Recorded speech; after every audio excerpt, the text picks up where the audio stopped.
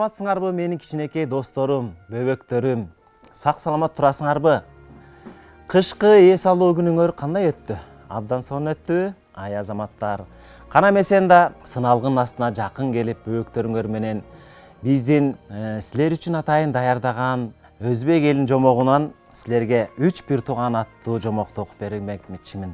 Анда эмесе баарыңар көңүл буруп, кунт коюп угуп отургула, макулбу? Ай азаматтар, анда эмесе жомогубузду баштайбыз. Илгери өткөн заманда качандыр бир кедей абышканын 3 уулу болгон экен, балдар.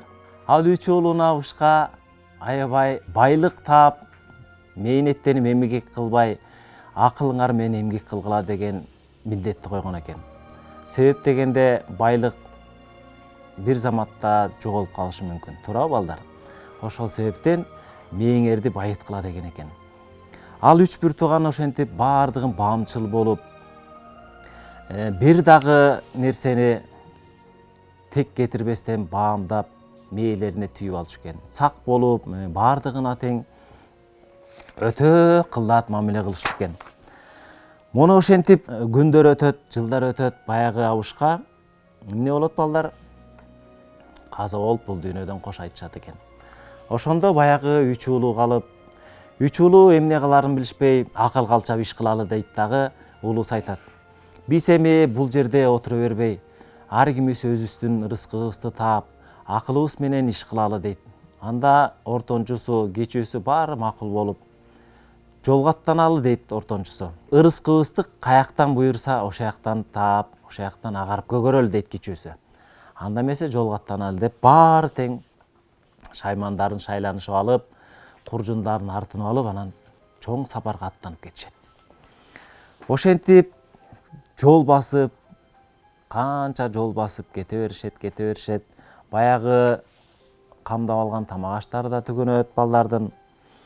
Эс алып, анан бир дөөгө келип отуруп калышса эле, алыста 3 мунаранын башы кылтыйып чыгып турган болот. Анан сүйүнүп кетип, уулусу айтат: мына энелерим, биз шаарга чукулдап калган окшойбуз" десе, ортончусу айтат: "Ага, бул өтө чоң шаар окшойт" дейт. Кичүүсү: "Абдан кооз экен" дейт. Муну ошентип отуруп анан бир маал деле балдар, улуу агасы жерди карап, бул жерден бир картаң төө өткөн экен дейт.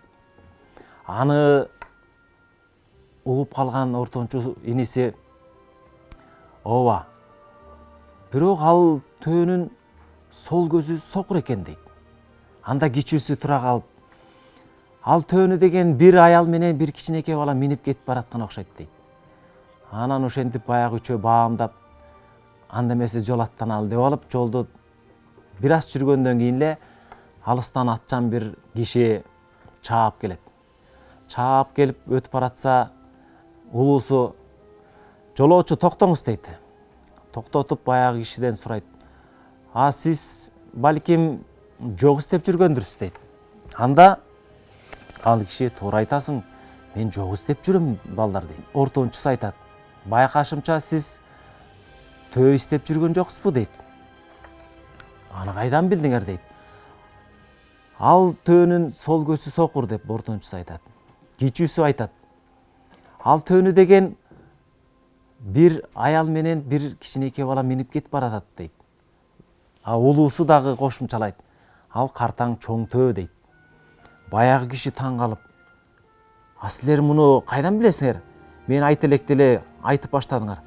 Демек силер менин төөмдү урдап алгансыңар. Аялым менен балдарымды өлтүрүп салган окшойсуңар, деп кылычын сууруп чыгат. Анда баягы улуусу: "Токтоңуз жолоочу, токтоңуз. Биз сиздин төөңүздү көргөн да жокпуз" дейт. "Көрбөсөңөр кантип айтып берип атасыңар" дейт. Анда ортончусу айтат: "Биз деген аны баамдап, байкап билип койдук" дейт. "Кандай силер баамдап, байкап билесиңер? Баскыла, силер демек аныгы уур экенсиңер. Мен силерди хан кылып барам дагы, ошондо төлөтүп башыңарды алтыртам" деп туруп, баягы үчөөнү желкелеп алып, алдына салып айдап жөнөйт. Муну ошентип шаарга кирет. Баягы жолоочу шаарга кирип, хандан уруксаат алып, үчөөнү алып кирет. Анан хан сурайт: "Жолоочум, айт, эмне болду" дейт. "Ханым, мен үй бүлөм менен тоого көчөйүн деп аялым менен баламды төөгө чоң төөмө мингизип алып, а мен мал салды айдап алдыга жөнөп кеткем. Анан баягы төө менен аялым жоголуп кетти дейт. Таппай калдым заматта дейт. Анан жок истеп артка кайрылып келатсам, ушул балдарга жолугуп, ушул балдар айтып калды. Анан айтат хан, болуптур, айтып калса анда буларга сен төөңдү айтып бербесең, а булар кантип билип коюшту дейт. Мен да ошону билбей турам. Демек көргөн үчүн ошон үчүн төөмдү кармап алып, аялым менен баламды өлтүрүп салышты. Ушулар эле уурдашты. Булар уурлар. Анда баягы улусу, мен уурлар эмесмин, мен уур эмесмин дейт. Ортончулар дагы кошулушат. Биз уур эмеспиз, биз баамдадык дейт. Анда хан токтогула. Силердин уурулугуңарды же уур эмес экениңерди баамдайбыз дейт дагы вазирин чакырат. Вазири келет. Кулагына бирдеме деп шыбырап коет. Вазири күлүп чыгып кетип калат. Муну ошентип балдар. Бер убакта эле эки чоң жан жөөкөрү хандын чоң сандыкты көтөрүп баягы балдардын астына коет. Анан хан айтат: "Кана балдар, эгер ошончолук эле баамчыл, даанышман болсоңор, мына бул сандыкты ичинде эмне бар? Айткыла. Эгер ушуну баамдап билсеңер, туура айтсаңар, анда силер уур эмессиңер. А эгер таппай калсаңар, чындыгында уур болосуңар" дейт. Анан баягы улусу тура калып, өтө теригип: "Ханым, биз уур эмеспиз. Эми мына бул сандыктын ичинде бир тоолок кичинекей нерсе бар." Анда ортончусу тура калып, балдар айтат: "Ал деген анар" дейт. Анда үчүнчүсү тура калып, балдар: "Ал анар быша элек, ханым" дейт. Аны хан угуп алып: "Кана, алып келгиле, сандыктын ичин ачкыла" дейт. Ан сандыктын ичин ачып караса, балдар, не бар дейсиңер? Албетте, анар бар. Ал анар чынында эле быша элек чийик экен. Анан кичинекей тоолок экен. Мына ошентип баягы хан көрүп алып таң калып булардын даанышмандыгына. Булар чынында уур эмес экен дейди. Мына каратып туруп элеп баарын даанышмандыгы менен баамдап билип коюшту. Анан баягы жолоочу айтат: "Анда менин төөлөрүм ким уурдайт? Анан кантип булар билип коюшту? Тастыктап бериңиз" дейт. Анда хан сурайт: "Болуптур. Кана айткыла балдар. Силер бунун ичинде анар бар экенин кантип билип койдуңар" дейт. Анда улуус айтат: "Ханым, сиздин эки жан жөөкөрүңүз сандыкты көтөрүп келатканда, сандыктын ичинде бир кичинекей тоолок нерсе тоолоңундай болуп сезилди мага" дейт. "Жеңил көтөрүп келип коюп коюшту" дейт. Демек туура" дейт. Анда ортончусунан сурайт: "Сен муну анар экенин кантип билдиң" дейт. Анда ортончусу: "Сиздин сырттагы гүл бакчаларыңыздан баарында көбүнчөсү эле анар экен" дейт. "Ошон үчүн анар деп баамдадым" дейт. Анда ортончусунан сурайт: "Болуптур дейли. Ал эми анардын чийкисин кантип билдиңер" дейт. Анда кичүүсү туруп алып: "Сиздин терезеңизден карасаңыз, анарларыңыз быша элек экен, чийкилигин баамдап койгонмун" дейт. "Мына ошол себептен мен анар чийик экенин айт." Анан ошондо баягы хан анары чын эле быша элек экенин билип, булардын даанышмандыгын, баамчылдыгын билип, кыракылыгын билип, балдарга ыраазычылык билдирет.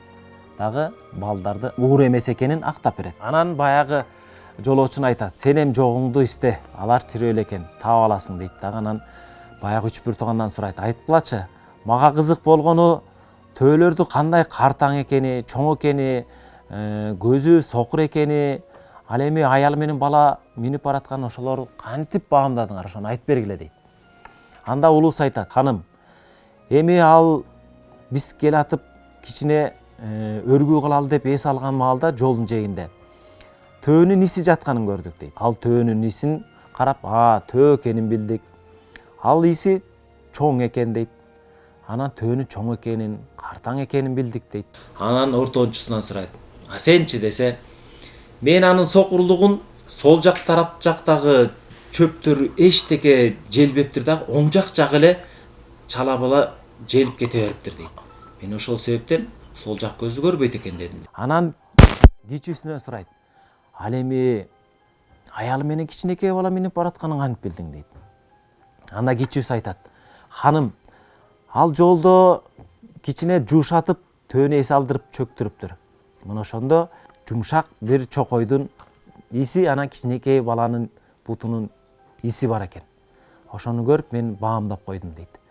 Мына ошентип баягы үч бир туугандын баамчылдыгын, даанышмандыгын, кыраакылыгын, ушундай акылмандыгын аябай баа берип хан балдар ага ыраазычылык билдирип, силер бошсуңар, төрт тарабыңар тең тегиз барып өзүңөрдүн болгон ырыскыңарды, эмгегиңерди, акыл эсиңерди баамдап жолуңарга түшө бергиле дейт. Эгер кааласаңар менин жардамчым болуп да иштегиле дейт.